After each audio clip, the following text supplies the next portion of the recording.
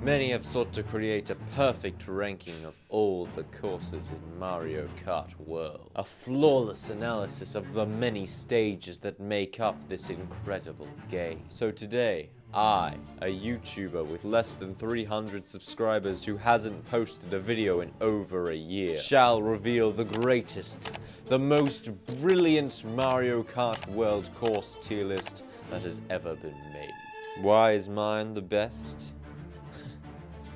Because I didn't just rank these courses on how cool they are or how much I like them. I have spent hours upon hours learning almost every single shortcut in the entire game, ranking the courses on 4 dedicated scales based on the individual qualities that make up a course, analyzing courses and re-analyzing courses to the point where I have over 70 versions of this same tier list, all culminating to the one, the beautiful, the ineffable, the perfect Mario Kart World course tier list.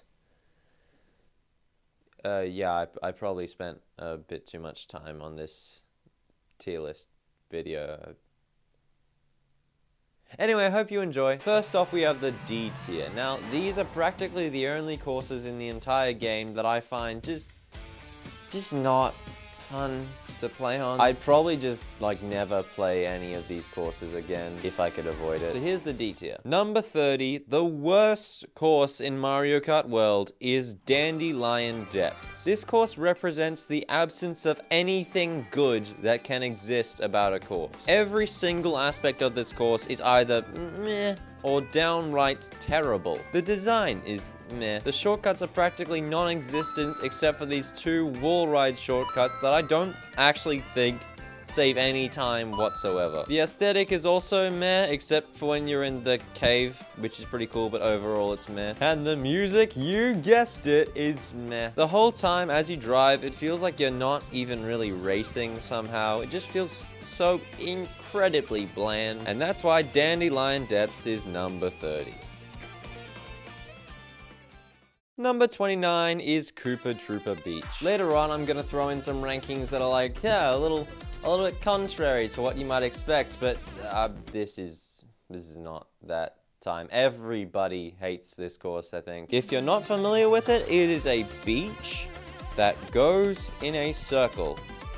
That's basically it. Ultimately, on the developer's part, I think this was more of a course remastering selection problem than anything else. It probably would not have been this bad if they had transferred all the good things about this course onto, a good course. Because it does have some pretty great features to it, like really good aesthetic and really good music. It's even got this pretty great mushroom shortcut in there even. But the design, it just really devalues it to the point where it is just almost the worst course. This course is boring, it's annoying, and it is the worst design course in the entire game, putting it at number 29.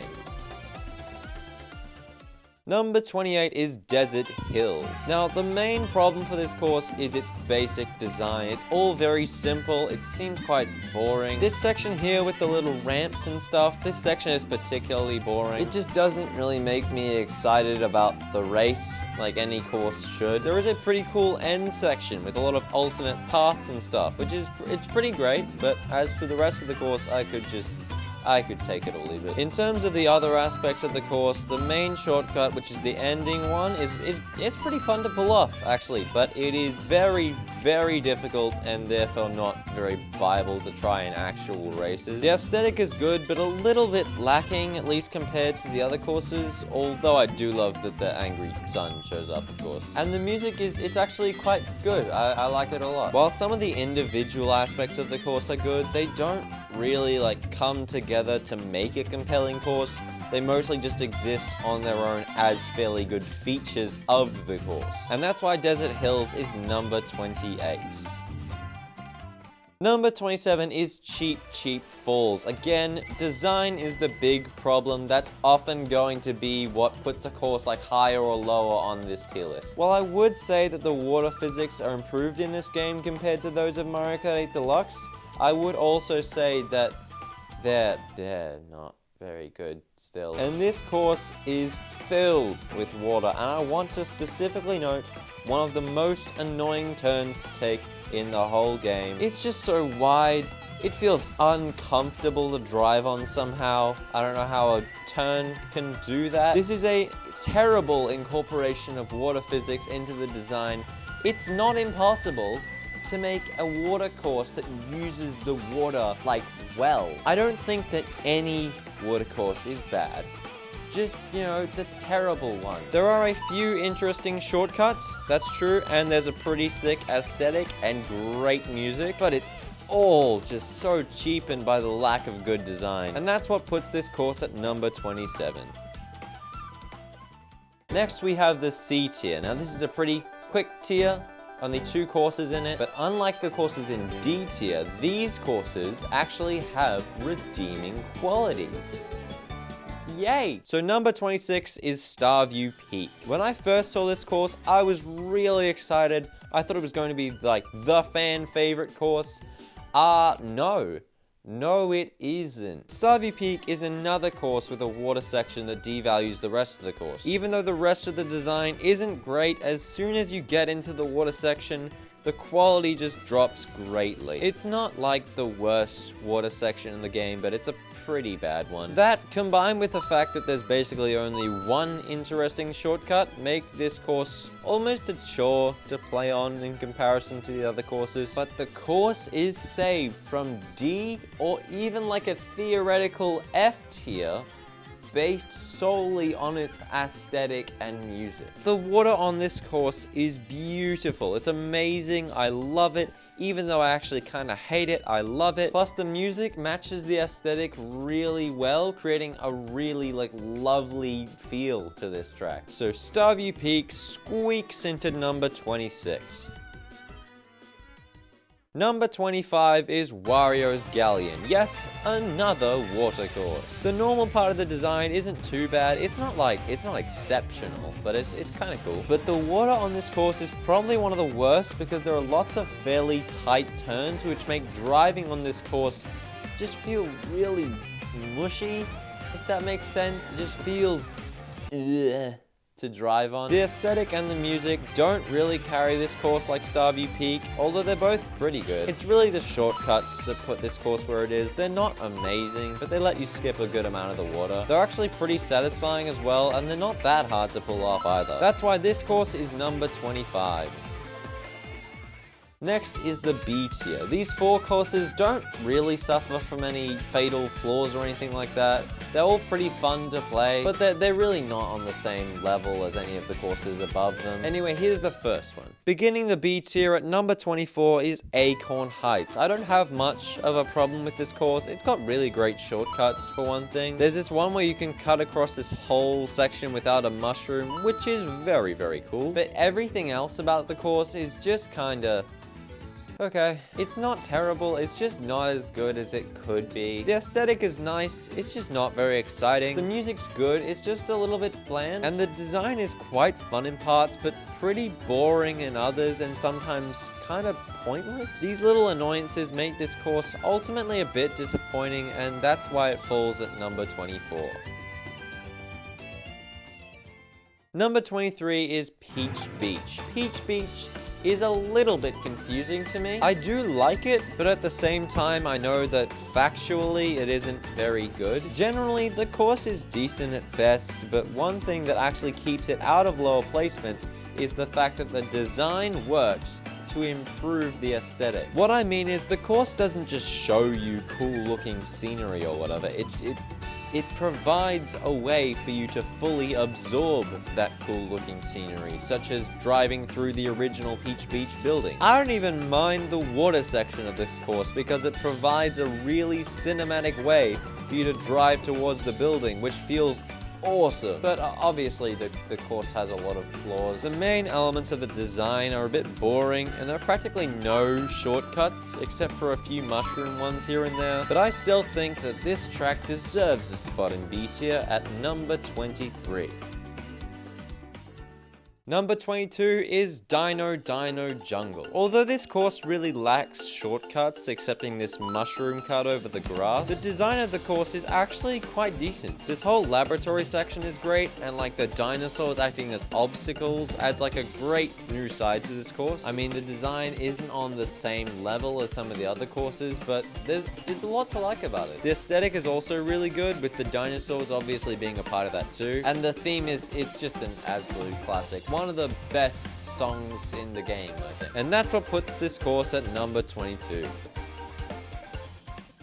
And the last in B tier at number 21 is Mario Circuit. This is a very good all-rounder type course, by which I mean it has a good balance of all the 4 qualities. The design is good, with a lot of fun twists and turns and stuff like that. The course doesn't actually have a lot of shortcuts, but the ones it does have are actually pretty great and are a lot of fun to pull off. The aesthetic is really great, taking the original Mario Circuit and kind of making it feel like it exists more in the world as a race course. And like, who doesn't like the music? It's such a classic song, and they've done nothing but improve it in this game. In conclusion, Mario Circuit is a very good course and just generally a lot of fun. And that's what puts it at number 21.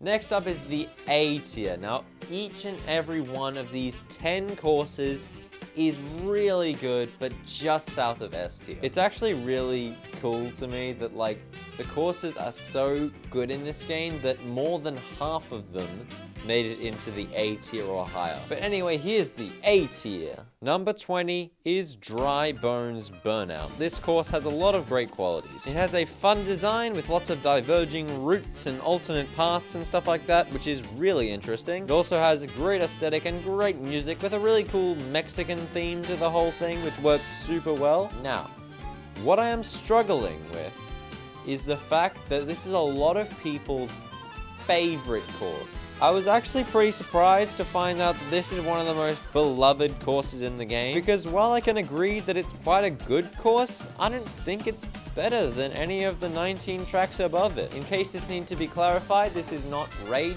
bait. I do think this course is good, but ultimately I don't think I could honestly call it great. So that's why Dry Bones Burnout is number 20.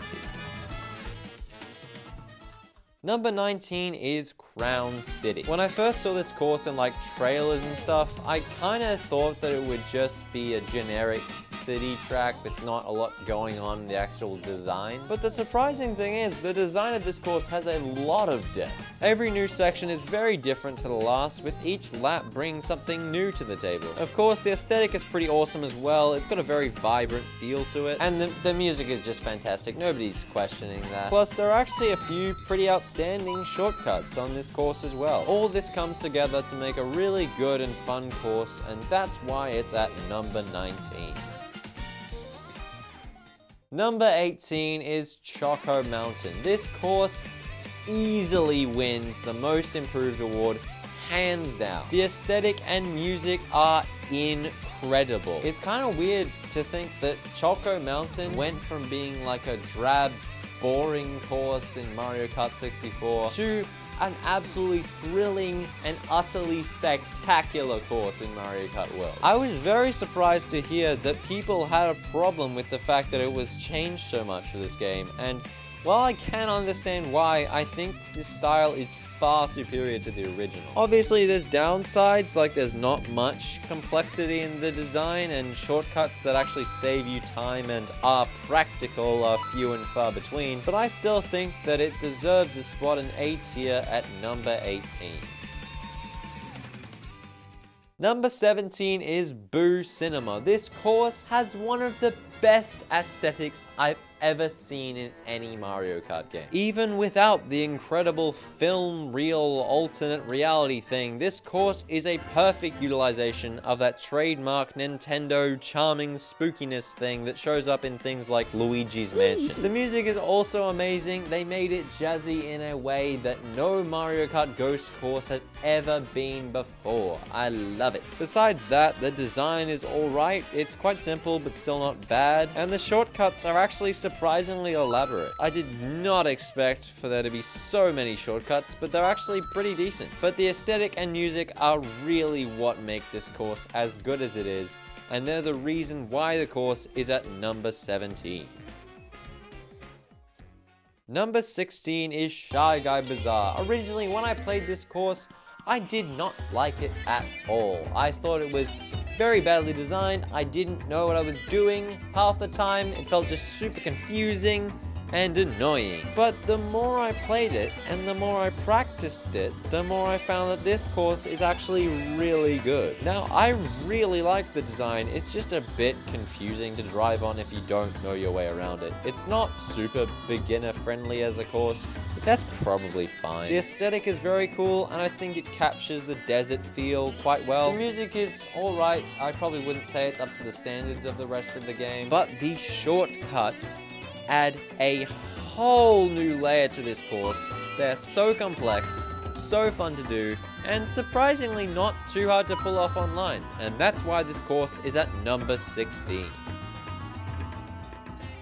Number 15 is DK Spaceport. This course is probably one of the most charming in the whole game. The design is great because while it does act as a way to show off a lot of the game's new mechanics and stuff, it's not so oriented towards that it doesn't make for some really chaotic races as well. The course doesn't have that many shortcuts, but the shortcuts it does have are actually very fun to pull off. The music is actually really good, but the reason it's not rated higher than it is because most of the time you're not listening to the DK Spaceport theme that you're listening to right now. You're listening to like a remix of the 25-meter theme from the original Donkey Kong. It's not terrible, it's just not as good as the original DK Spaceport theme. And of course, the aesthetic is fantastic. I love the Donkey Kong arcade feel. And just a side note, I love how you glide down to the ground after you've finished a race on this track. It's not really important, but it's like a cool little detail. Overall, this is a great course that works both as a fun introduction to the game, but also as a track that you can come back to and enjoy again and again. And that's why this course is number 15. Number 14 is Peach Stadium. This course is severely underrated. I really do not get what people's problem is with this course, because all elements of this course are great. The design is great, there's really good structure in there, the shortcuts are great, including these ones you can like easily pull off with pipes, but especially the main rail shortcut, even though the really advanced version of it is so hard that even if you try and try and try and try and try and try and try and try and try and try and try, you probably won't make it. The aesthetic is great, the whole dangin' course feels really exciting and makes you feel like you're really in the moment, like you're really in the race, and the music is just glorious. All this lands this course at number 14. Number 13 is Whistle Stop Summit. This course is a lot of fun. What I like about this course is that it's got a lot of great shortcuts, but not to the detriment of its design. There are some really awesome shortcuts, with this ending one probably being the most widely known, but that doesn't take away from the fun of its design. Basically, the course balances good design and good shortcuts very well. Aside from that, the whole train aesthetic is pretty good. I don't think it lands as well as it could have, but the music actually kind of strengthens the aesthetic because it like reinforces the whole train theme of the course. In any case, this is a really solid course, and that's why it's at number 13. Number 12 is Faraway Oasis. I think that Faraway Oasis is probably one of this game's best uses of water. The design allows you to save time by avoiding a large portion of the water, but only if you're skilled enough. Aside from the water, it's also just a really great design, and another example of a design that serves the aesthetic. The design of the course feels adventurous. The music also feels very adventurous, like there's a definite adventurous feel to the whole track. There are also some pretty good shortcuts in this course. It's a little bit disappointing that there aren't that many, but the quality of the shortcuts is quite good. Altogether, it makes a very good track that's just super fun to play on, and that's why it's number 12. And number 11 is DK Pass. This course has a few high points, but it's mainly good in terms of shortcuts. The shortcuts are actually fairly easy and quite fun to pull off, unless you miss this one wall ride shortcut, in which case you will doubt any talent you have ever had. So the shortcuts are good, but unfortunately that's kind of it. There's not a lot going on with the rest of this course. The design is pretty good, the aesthetic is pretty good, the music's pretty good, but unlike other courses, the shortcuts are so good and so frequent that it actually does significantly redeem the track. The shortcuts do actually make up for the failings of the other aspects of the course, and it's just good enough to get it to number 11. Lastly, we have the S tier. Now, these courses, these 10 courses are, in my opinion, and my opinion is always right, remember that, these courses are not just the best in Mario Kart World, but the best in all of Mario Kart history. They're stunning, they're fantastically designed, and every single one of them deserves to go in the Mario Kart Hall of Fame. So here is the S tier. Number 10 is Mario Bros. Circuit. This is one of the most criminally underrated courses in Mario Kart history. It's often misjudged because people see it as being too simple. While the design of the course is certainly not as complicated as some of the other courses, that doesn't mean that it's simple. It's actually a very satisfying course to play on, with a mixture of satisfying turns and intricate tech and stuff. And that's not even counting the shortcuts that can be done on this course. This one shortcut involving these tires and rails, which you probably already knew about, can be done shroomless. In fact, depending on your character and your position at the start of the race, it can be done every single lap. In addition to all this, the music and the aesthetic are both very good. So no, I don't think this is just a good starting track. I think it's an excellent track that deserves a spot in the top 10. Number 9 is Bowser's Castle. This is probably one of the most technical courses in any Mario Kart game. The basic design's not really the best, but it's alright. The aesthetic is really good. I love how the developers made it feel like it's like a real base with people working there. And the music is quite good as well. But practically no one is picking Bowser's Castle for any of that. No, no, no.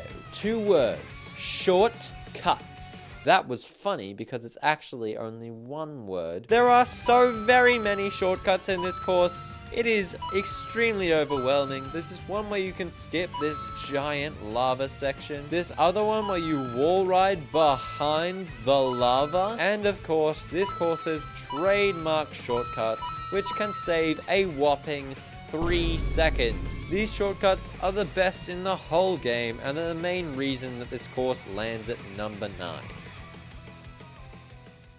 Number 8 is Moo Moo Meadows. Who would have thought that such a simple looking course would become one of the most technically advanced courses in this whole game? The shortcuts are weirdly insane. Like I don't think a course like Moo Moo Meadows should be allowed to have such incredible shortcuts. Plus, these shortcuts are honestly not too hard to pull off, unless you're trying this shroomless shortcut, which is too hard to pull off. But this course isn't just good for shortcuts. The overall design is actually very entertaining and makes for some surprisingly fun races. The aesthetic is lovely, and when combined with the music, makes this course seem really relaxing, which somehow works, even though it's a racing game. All in all, this course surprised everyone by not only being technical, but fun for players of pretty much all skill levels. And that is what puts this course at number 8.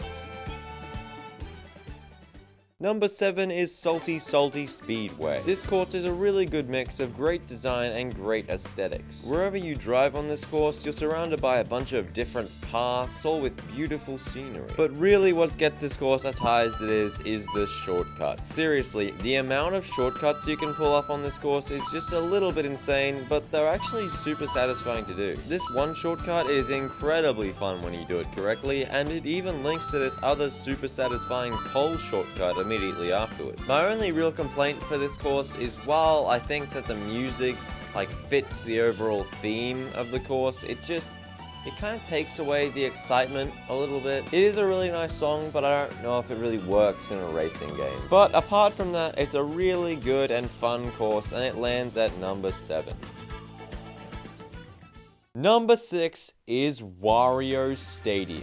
I cannot believe how well this course utilizes the new gameplay mechanics of Mario Kart World. It's honestly so hard to figure out where the design ends and the shortcuts start, because practically everything in this track either is or leads directly to a shortcut. Take this section for example. In any game besides Mario Kart World, this would be a generic path where you do basically nothing but drive straight and trick off some stuff. But in Mario Kart World, you can drive normally, or you can repeatedly trick off of walls, or you can take this left rail, or you can take this right rail and trick on that for a while, then trick off of that rail and jump onto the next rail and skip an entire turn. This course is filled with sections like that. And this is also accompanied by amazing visuals and fantastic music. Wario Stadium is easily an S tier at number 6. We are now approaching the very end, the 5 best courses in Mario Kart World. If you've been enjoying the video, please subscribe, like, hype, share, or all of those things. And without further ado, here is the top 5.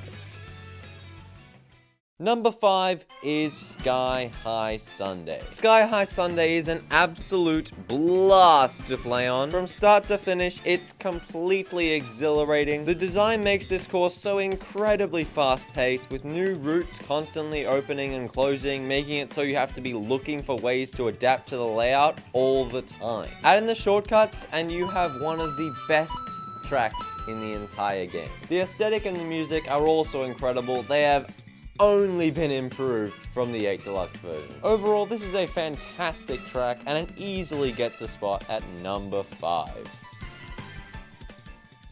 Number 4 is Toad's Factory. First, may I just note that I am an absolute Wii shill. I was gonna put this course super high, whether or not it was good, yeah, but it just so happens that it is good. In terms of design, they've mostly just preserved the Wii version, but that is certainly not a bad thing, because it happens to already be one of the best designed tracks in Mario Kart history. But in addition to all that, they also threw in some really great shortcuts here and there, with the fan favorite definitely being this rail shortcut. The aesthetic is also really great, except for the Toad sign on top of the factory being gone. Are we supposed to just stand here while they take away everything we have loved?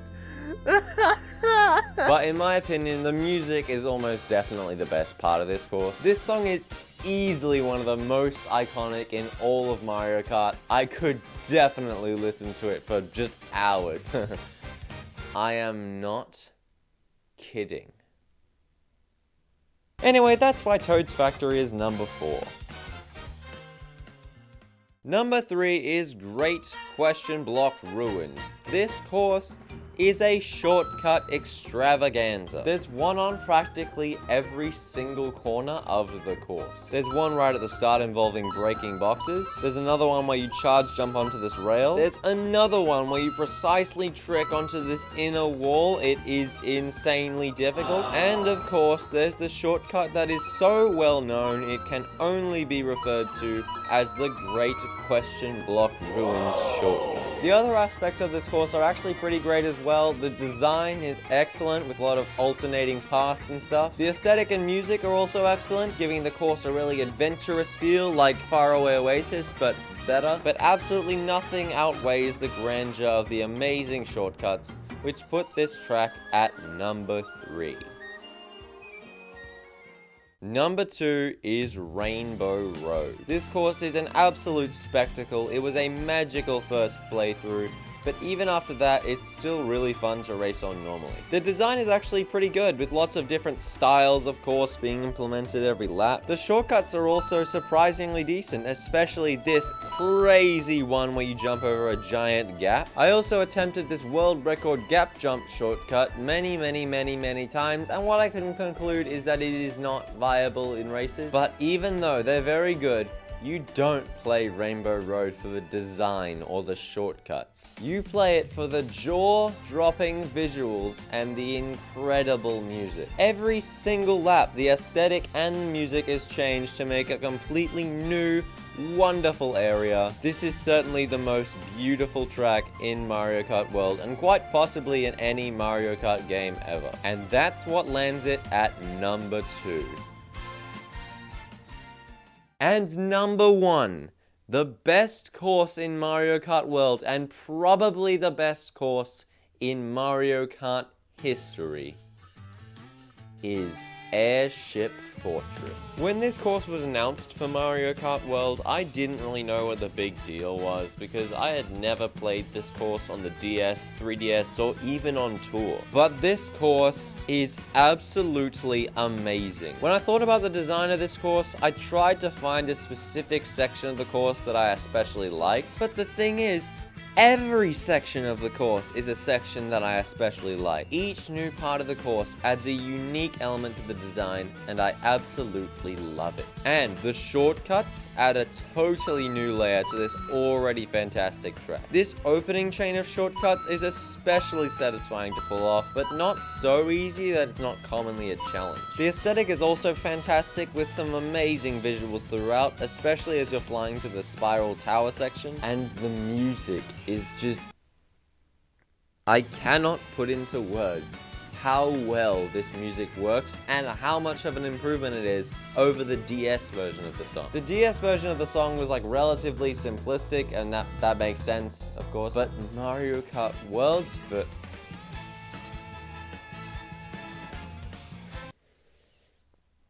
it's so good. I almost want to just play it louder in editing so that you can't hear my